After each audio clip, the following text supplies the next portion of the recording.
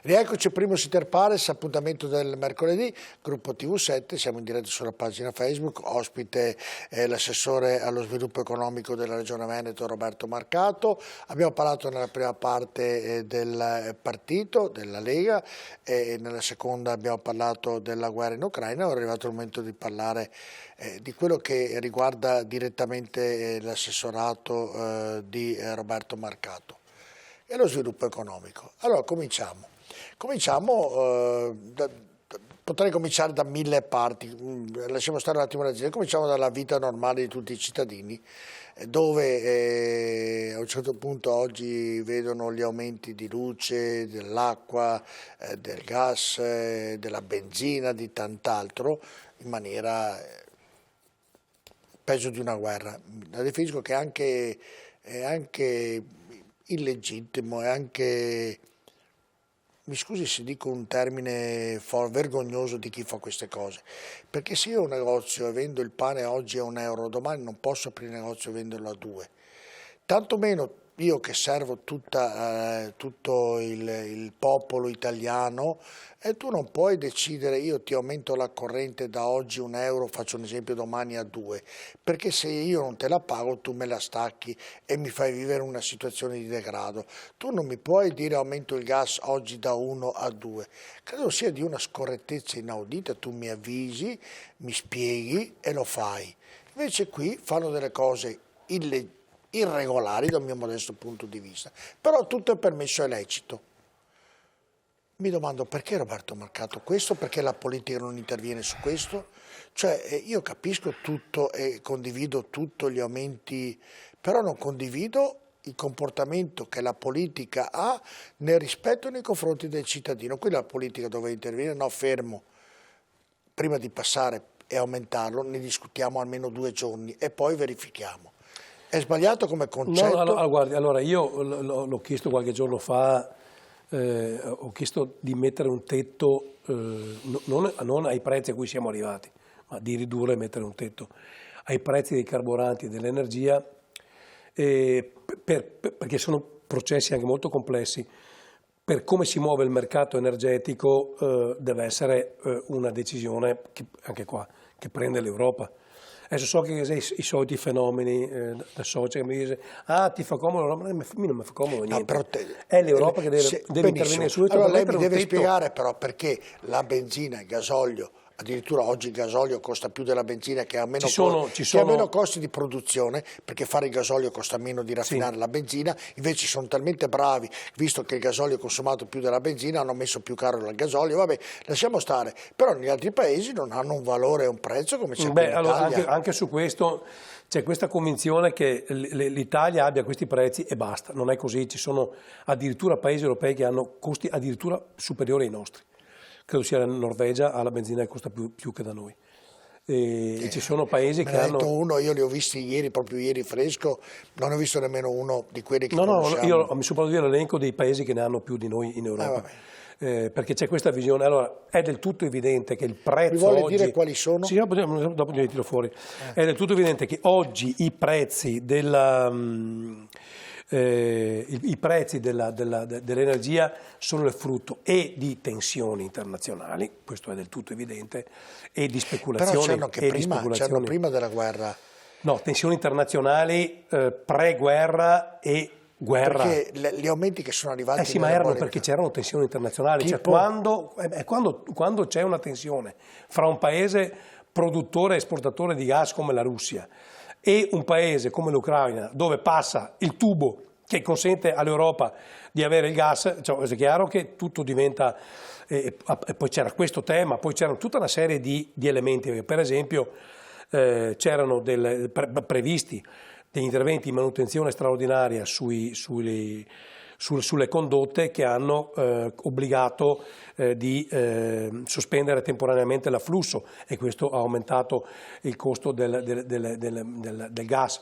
Tenga conto che noi arrivavamo da un 2020 a un 2020 che aveva visto praticamente il lockdown mondiale e quindi un crollo verticale della richiesta e di materie prime e di energia, e un 2021 che in realtà si è rimesso in moto con punte come nel Veneto di crescita straordinaria di PIL che ha richiesto una quantità di energia immediatamente enorme. Questo ha portato ad avere una incapacità di dare energia a tutti e quindi a un aumento dei costi. Cioè, sono tanti gli elementi che portano all'aumento dell'energia. Oltre a questo c'è la speculazione. Là però la politica e le associazioni di categoria e le associazioni dei consumatori devono essere violenti. Cioè, con chi fa speculazioni il sistema paese deve essere violento.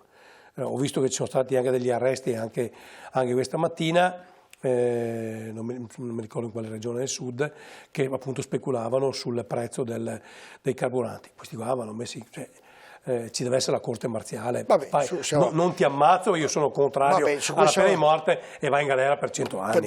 Chi approfitta in tempo di guerra è un criminale assassino. Io credo che oggi la benzina o il gasolio che è 2 più o meno 2,50, quello che è, non ritornerà mai più sotto i 2 euro e quindi già... Ma io credo di sì.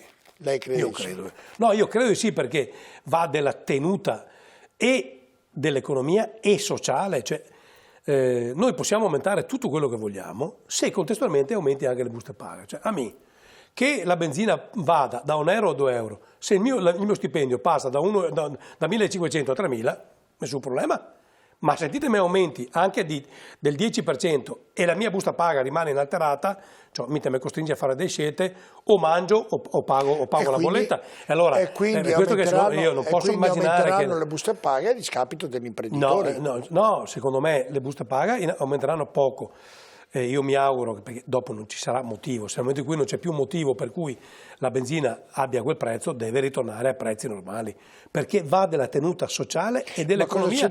Salta tutto. C'entra la benzina con la guerra, col gas, cosa c'entra?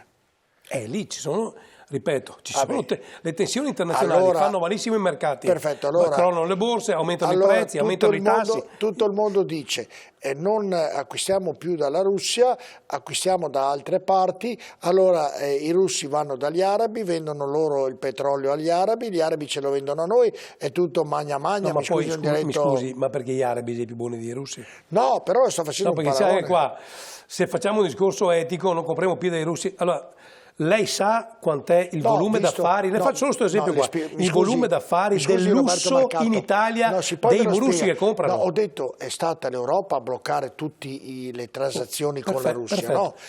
Però gli arabi no, gli arabi vanno in Russia e comprano. Lei sa quant'è l'impatto nel settore del lusso dove noi siamo paese leader al mondo per quanto riguarda le sanzioni dei russi? Cioè i russi sa quanto spendono, comprano in Italia 3,5 miliardi di euro. Sì, moltissimo. 3,5 miliardi di euro.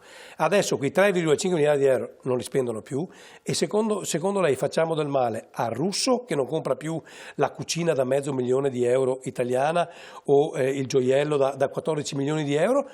O al gioielliere? Al gioielliere, però Roberto Marcato, se russo vuole, non compra qua, compra da un'altra parte. Me lo spiega lei, non lo posso spiegare io perché non è di mia competenza, però se uno dei mezzi per isolare la Russia, far sì che termini la guerra, è un prezzo da pagare. Attenzione, facciamo tutto quello che serve, ma non è possibile che a pagare il conto sia l'artigiano veneto, non è possibile che a pagare il conto sia il padre di famiglia, di una famiglia monoreddito a 1.300 euro al mese che sarà buttato in strada perché non ha più i soldi per pagare l'energia elettrica e la rata di mutuo. Questo non è possibile, perché altrimenti la guerra a quel punto là ce la portiamo in casa. Quindi questa è la mia preoccupazione. Va bene le sanzioni, ma contestualmente il nostro sistema paese deve tutelare il capo famiglia monoreddito che non ha più i soldi per dar da mangiare ai figli, perché altrimenti la guerra ce l'avremo qua. Questo è il tema. Quindi le sanzioni sì,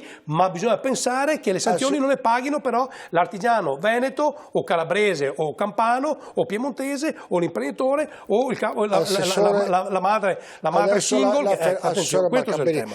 Lei è il responsabile di questo, Perché io la mia parte la perché faccio, se lei mi qua spiega, e anche lei mi deve dire in che tempi si ridurranno di nuovo i costi della benzina e di No, questo non lo sa nessuno, perché allora, purtroppo la politica governo, sui temi economici può cercare di governarli, ma i prezzi... Allora lei mi dirà se il governo o la regione potrà dare un contributo ai cittadini e agli imprenditori di questo aumento, oppure no? Perché se non me lo dice lei, chi me lo dice? Allora, immaginare che un paese possa sterilizzare gli aumenti con risorse proprie è impossibile. E quindi?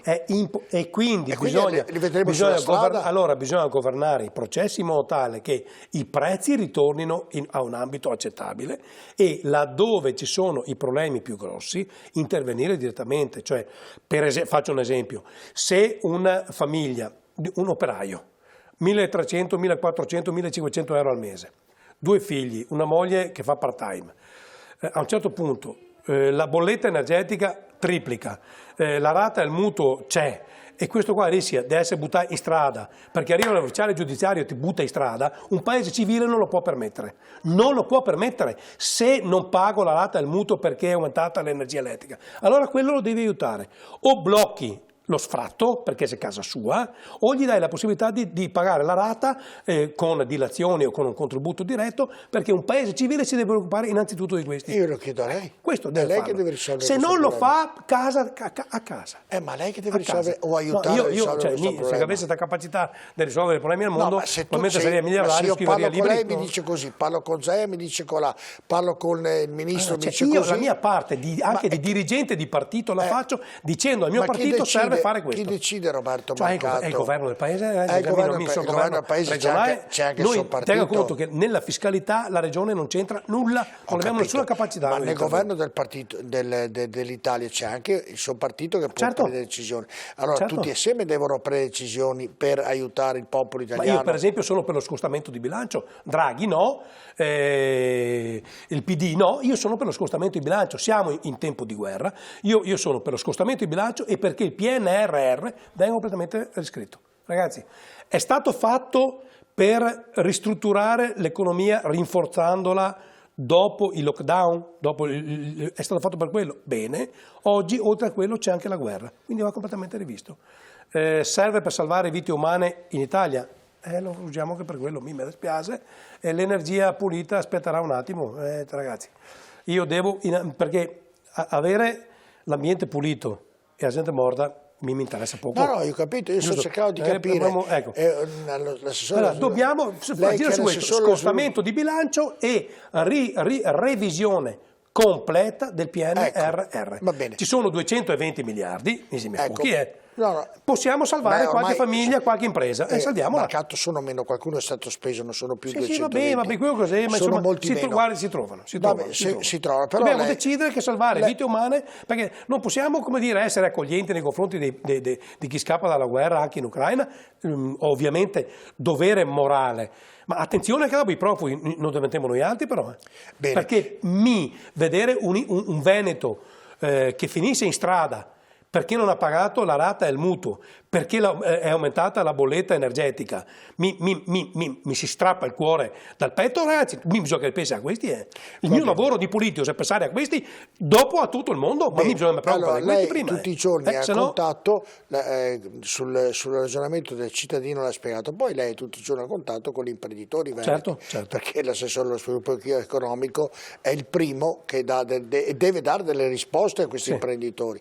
E che risposte sta dando? Guarda, io ho incontrato le associazioni di categoria la settimana scorsa. Le associazioni di categoria sono tutte incazzate, mi scusi il termine un poco ortodosso, però il concetto è che sono tutte arrabbiate perché ovviamente chiuderemo, faremo questo, faremo. Lei cosa risponde a loro? Guarda, io le ho incontrate, le ho convocate la settimana scorsa, le ho incontrate e con loro abbiamo fatto ovviamente un po' il punto di situazione e abbiamo messo insieme una serie di richieste da fare al governo. Io le ho portate immediatamente, ho chiesto una convocazione urgente della Commissione Attività Produttive Nazionale, che è quella della Conferenza Stato-Regioni, tanto per essere chiari, è stata convocata dal Presidente della Conferenza ci siamo visti con tutti gli altri colleghi. Che è la Gelmini? No, il presidente della Commissione Attività Produttive è la Regione Marche oggi, ed è lei che convoca e coordina. Ha convocato questa riunione e quelle richieste che io ho posto sono diventate patrimonio comune, adesso verranno portate a... Che richiesta ha fatto, Marcato? Allora, bisogna assolutamente rivedere le accise abbassandole in maniera drastica. Bisogna mettere un tetto al costo dell'energia, dobbiamo pompare molto di più gas dai pozzi che sono già esistenti, si possono portare a 3 miliardi e mezzo di metri cubi in 10-12 mesi, aumentandoli.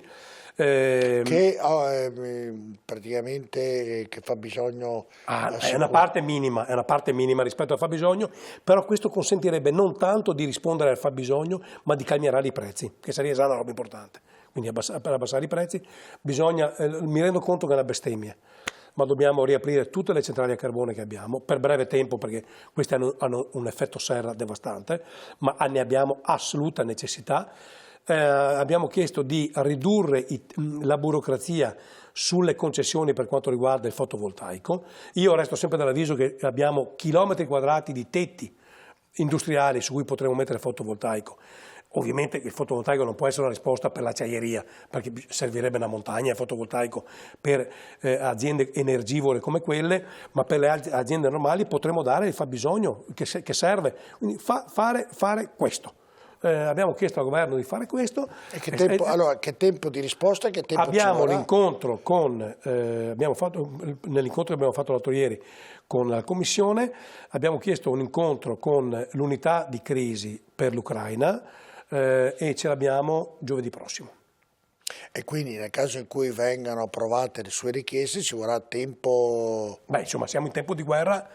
Viva Dio, i tempi bisogna che sia anche perché sennò se noi ragioniamo in tempo di guerra come se fossimo in tempo di pace, morimmo tutti e vanno prese decisioni subito. So che il governo a giorni dovrà proporre un pacchetto di interventi sia sociali che economici per le aziende e quindi mi auguro che ci sia. Noi vedremo l'unità di crisi la settimana prossima e con loro decideremo quali sono gli interventi che il governo deve fare assolutamente. Senta, nei contatti che lei ha avuto con degli imprenditori veneti, oltre alla richiesta ovviamente di aiuto sotto questo aspetto, ha altre richieste? Non ha paura che molte aziende possano proprio chiudere le proprie attività se gli aiuti non vengono fatti in tempi rapidi? O ha questa percezione? No, questo è un rischio enorme, ma guardi, quando chiude un'azienda non c'è solo il dramma di un imprenditore che fallisce o di un dipendente che non ha più un posto di lavoro, questo è già un dramma, ma c'è un altro dramma ulteriore, che con quell'imprenditore noi perdiamo una storia, una conoscenza, una capacità di fare, che non è che viene ripristinata in 30 secondi. Cioè se domani mattina chiudono i maestri vetrai di Murano, non è che io e lei domani mattina facciamo un corso di un quarto d'ora e ci mettiamo a soffiare, a creare opere d'arte con il vetro. Non è così che funziona. Se quelli chiudono, persi per sempre. Quando un ristoratore chiude, un ristoratore che ha 50 anni di storia e quindi 50 anni di impegno, di studio, di piatti inventati, questo chiude. Non è che io e lei ci mettiamo domani mattina a fare i cuochi. Perché non si può fare neanche un caffè, quindi si perde una storia, quello che non si capisce, per cui un imprenditore va tutelato, perché si perde una storia e quando un paese perde la capacità di fare impresa, come siamo noi, che abbiamo la manifattura che è la più bella, forte al mondo, quando hai perso questo, hai perso un paese. Fermo lì, l'ultimo break pubblicitario, poi terminiamo, tra poco.